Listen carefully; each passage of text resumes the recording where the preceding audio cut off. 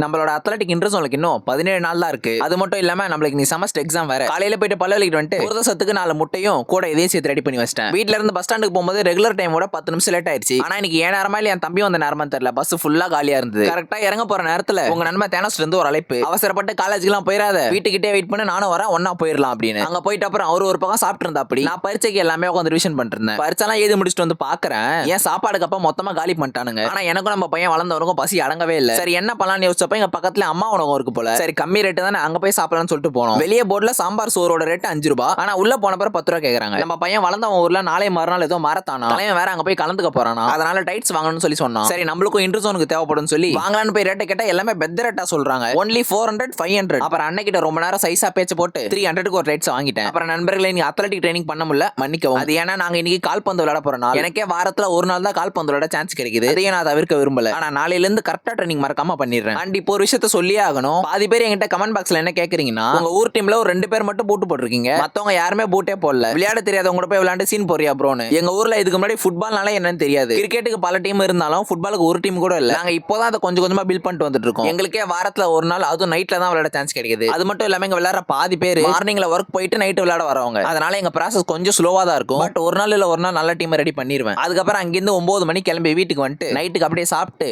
இன்னைக்கு நாளா முடிச்சுக்கிட்டேன். தொடர்பில் இருக்கவும்.